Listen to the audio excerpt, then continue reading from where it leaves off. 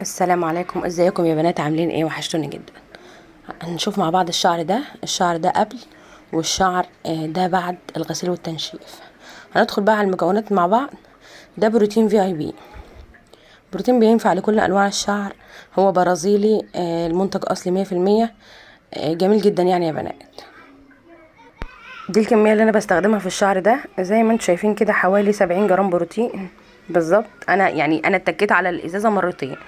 وهحط دلوقتي فيلر بايو جولد. الفيلر ده بيعلي ترطيب المادة، وبيخلي الشعر زيادة ترطيب فوق البروتين. انا بحب المادة ادعمها بحاجة تانية، والفيلر هنا مش فرد 100%. يعني انت لو استخدمتيه للشعر ده لوحده مش هيفرد معاكي 100%، ممكن يديكي نتيجة فرد مثلا 50-60% او 40%. فهنا برضو بحط الكمية قدامكم اهو. انت خلطي المادة على قد الشعر اللي معاكي. يعني مثلا لو شعر اتقل حطي مثلا 100 جرام بروتين، وكملي مثلا 20 جرام 30 جرام فيلر. وهحط على الخلطة دي برضو يا بنات نقطتين بيور كولاجين. انتوا عارفين انا بقدرش استغنى عنه في كل الشعر اللي انا بشتغله. بحس ان هو عامل حماية كويس قوي. بيقلل ضرر الحرارة على الشعرايه معايا. بيدي نتيجة معايا كويسة برضو بالنسبة للطريان. اهي دي الكمية يا بنات قد قيمة يعني، مش معلقة صغيرة كمان. يعني حاجة نقطتين 3 كده بالظبط، بحيث ان هما ما يبقاش برضو الكمية زيادة فتزيت الشعر معاكي وانت بتكبسي وكده. اهو هتخلطي طبعا الخلطة كويس جدا، توصلي كل المواد لبعضيها علشان ما تبقاش حتة مفرودة او حتة لا كده على بعض. لازم تخلطيها كويس جدا جدا، تتأكدي ان المادة كلها دابت في بعضها. هنا في الخلطة دي انت كده بتشتغلي بمادة امنة 100%. انت حاطة كل العوامل اللي ممكن تقلل معاك الضرر بعد كده. تقلل معاكي ضرر ان الشعرايه تتقطم لان انت حاطة ترطيب زيادة في المادة. تقلل معاكي ضرر حرارة المكوى العالية لان انت حاطة بيور كولاجين، فده عامل حماية جدا بالنسبة للحرارة والمكوى. توزيع المادة وزي ما انتم شايفين يا بنات، هناخد خصل زي ما انتم شايفين. انا باخد خصل عريضة، ما باخدهاش رفيعة قوي في التوزيع، مش زي المكوى. هتبداي توزعي تبعدي عن الجذور حوالي سنتي او نص سنتي، وتوزعي المادة بايدك كده وتدلكي الشعرايه، تتأكدي ان الشعرايه كلها وصل لها مادة. انت المادة امنة ما تخافيش، بس انت برضو حاولي ان انت تبعدي عن الجذور علشان ما نلعبش مع الجذور، ما نأذيش الفرو. اهو وتدلكي كده بايديكي وتشربي الشعرايه خلاص اتشربت معاكي. ما تديهاش زياده عن حقها، ولا تديها اقل من حقها، ولا تديها زياده عن حقها. زي ما انت شايفه كده اهو، انا ببعد عن الجذور تماما. انا جايبه لك كل حاجه اهو من قريب، ومش مش معجله الفيديو ولا اي حاجه. اهو زي ما انت شايفين يا بنات. تحطوا برضو على الاطراف عشان الاطراف تتشبع، عشان ما تطلعش منك هايشه. تتاكدي ان الماده وصلت لكل الشعرايه من فوق ومن تحت. اول ما تحس ان الشعرايه هدت معاكي خلاص كده الشعرايه وصل لها الماده. الماده خلت الشعرايه تلمع، وهدت الهيشان خالص اهو قبل ما تشتغلي فيه. هنا كنت خلصت توزيع الماده زي ما انتم شايفين. الماده هدت الشعرايه جدا جدا اهو. انا بحاول اسحب الماده الزياده كلها بالمشط. هنا الشعرايه انا اتاكدت 100% ان وصل لها ماده كلها. هسيب الشعر ده حوالي ساعة ونص مفروض كده زي ما هو، ولا تحطي تحت بركاب حراري ولا تشتغل عليه بأي حاجة، عشان ما توصليش المادة للفروة. تسيبيه بس كده مفروض بس كده لحد ما ايه ساعة ونص يكون نشف وتشرب المادة. خدت العميلة على الحوض زي ما انت شايفة. شطفنا المادة. الشطف قدامكم يا بنات. انا شطفت كويس الشعر ده لان انا حسيت ان الشعر اتقبل المادة معايا. اهو الشطف اهو. بصوا الشطف يعني ما تخافوش يعني. الشطف مش بيأثر. انت كده كده سبت المادة على الشعراية لحد ما اتشربت، فبالتالي الشطف مهم جدا عشان ما تأذيش الشعراية وما تخليش فيه حمل على الشعراية، بحيث انه ياخد الشعراية بطولها وينزل. هنا خلاص خلصنا شطف المادة. هناخد الشعر ننشفه باستشوار هوا سخن، بس تبعدي الاستشوار شويه عن الشعرايه بحيث ان انت ما تبخريش الماده الزياده، وما تلسعيش العميله برضو. اهو زي ما انت شايفه كده تحركي الاستشوار في ايدك علشان ما تثبتيش على مكان معين والعميله تتحرق منك. هتنشفي الشعر تماما 100%. التنشيف مهم جدا جدا. ما ينفعش تكوي الشعر على خصله، وانت الخصله تحت ايدك بتعمل تش دي، لا غلط، انا ما بحبش كده. الشعر رجع زي ما كان اهو، هو هيدا شويه بس انا نشفته هنا تماما 100%. زي ما انتم شايفين يا بنات، اتاكدت ان الشعر نشف. هتاخدوا بقى خصلات اهي، الخصله اهي، الخصله رفيعه، مش سميكه قوي، مش المفروض ان هي تبقى رفيعه قوي. زي ما انتم شايفين اهو، بسلاسه وبالراحه، وما تضغطوش على الشعرايه، وما تضغطوش على شعر العميله، وما تحرقوش فروتها، وما تتكوش عليها بالمكوه ولا الحاجات دي كلها. في النهايه هي العميله رايحه عايزه تعدل من شكلها وتعدل من نفسيتها، فمش هنقعد بقى نحرق فيها ونخليها تقول يا جاي تحت ايدين. اهو المكوه ماسكاها بسلاسه جدا، عادي جدا، وباخد الخصله وباكو بالراحه. هي ما حسيتش بيا طول الجلسه، يعني هي بتقولي انا مش عارفه انت ازاي طلعت الشعر كده. هي كانت عامله بره، ما كانتش عامله عندي. اول مره كانت عامله في فرحها، كانت عامله شعرها بره واتلسعت، وشعرها عمل ميه تحت الجلد واتبهدل منها احلى بهدله. فانت حاولي تخلي الامور عاديه. المكوه اللي في ايدك ليما جلمور، ليما جلامور، شغال على درجه حراره 480. ما بقفش على الشعرايه زي ما انت شايفه، لان درجه الحراره عاليه. باخد الشعرايه بالراحه جدا جدا جدا، مش بحارب، ولا مكوتين بقى رايح جاي، ولا اللي هو تك تك تك عد ورا بعض، ولا.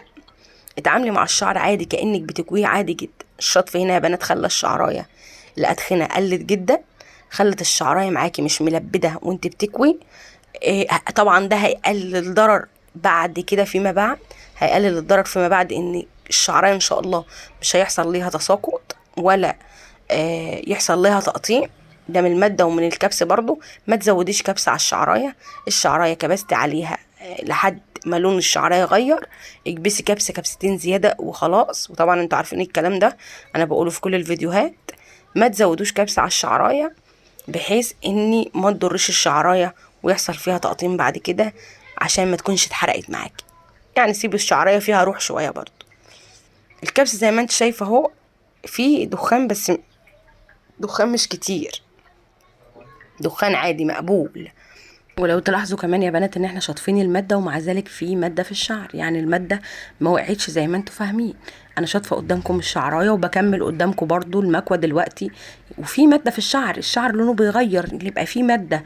فانتوا اشطفوا وحاولوا تشطفوا، لان الشطف بيقلل كتير ضرر، ما بيخليش حتى يعني تحت الكرسي في عندك شعر كتير. العاملة كل شوية تبص تقول الحمد لله، انا نفسيتي بترتاح لما ببص في الارض وما بلاقيش شعر كتير. ده انا لما عملته المرة اللي فاتت كان الشعر مال الدنيا، وقالت لي خدي شعرك تعبان ومش عارف ايه. طب ما طبيعي ان شعرها تعبان، احنا متخصصات شعر عشان كده. فحتى وانت بتتعاملي مع العميله تعاملي بالراحه كده بسلاسه، خلي العميله تحبك وتجيلك تاني وتالت ورابع، وشعرها يطلع مظبوط، وما يحصلش. حتى لو حصل لا قدر الله ضرر، ما يبقاش الضرر الفظيع اللي الناس كلها بتشتكي منه.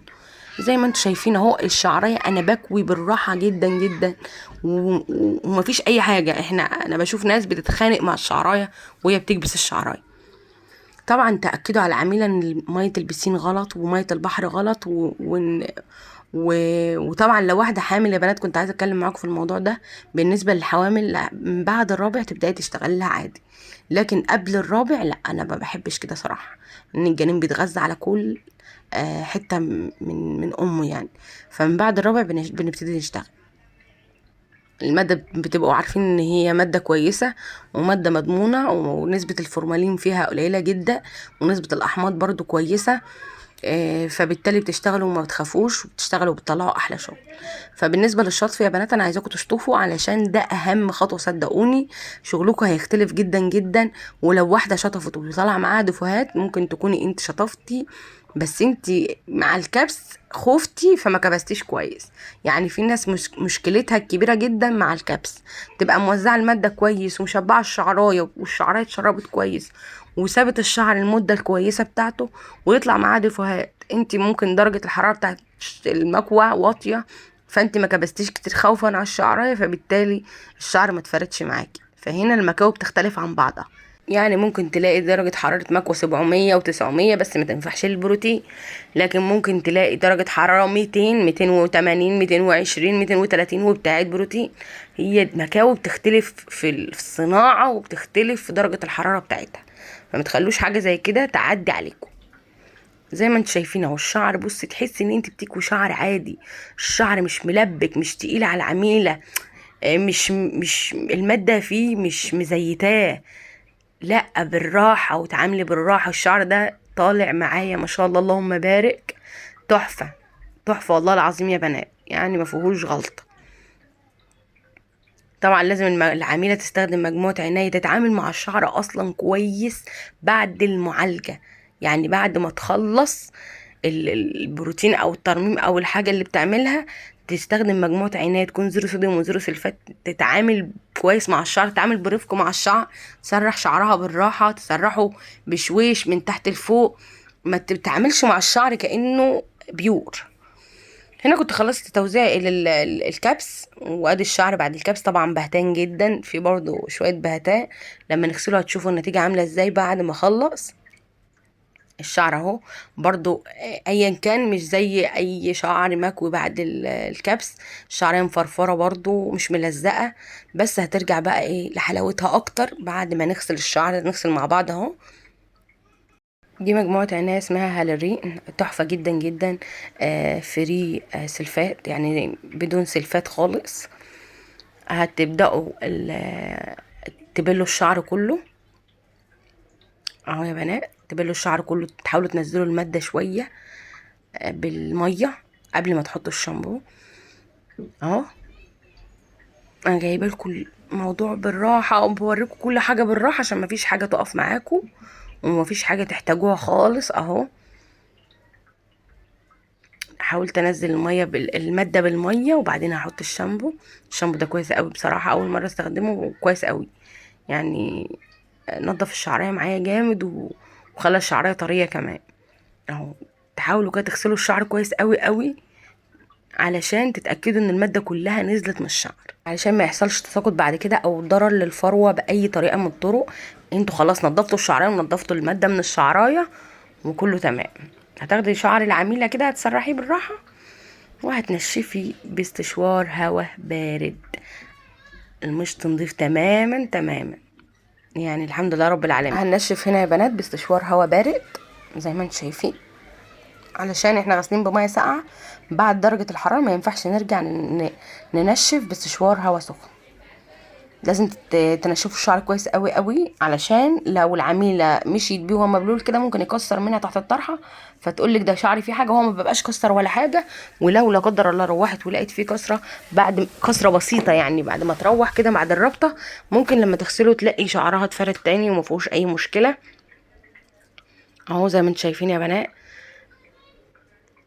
طولوا بالكم، يعني انا حوالي تلت ساعة بنشف الشعر، والهواء البارد بياخد وقت شوية، بس ده احسن لينا، وعشان ما نضرش الشعرايه نحاول بقدر الامكان العميله دي ما ترجع لناش بشعرها في تساقط، نخلي العميله دي ترجع لنا بشعرها صحي، تيجي تجدد الجذور، تيجي تجدد شعرها تاني، ما تبقاش زعلانه مننا وتقول لا ده شعري وقع، ده شعري اتدمر، شعري حصل له حاجه.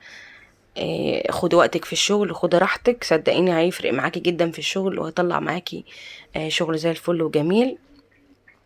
ادي نتيجة الشعر يا بنات. يا رب يكون الفيديو عجبكم. اللي اول مرة يشوفني على القناة وعجبه الفيديو وعجبه الشغل، اشترك في القناة وفعل زر الجرس عشان يوصلوا كل جديد. هسيب لكم في الديسكريبشن بوكس كل المعلومات اللي انتوا عايزين تعرفوها. دمتم بخير يا بنات، بحبكم جدا في الله.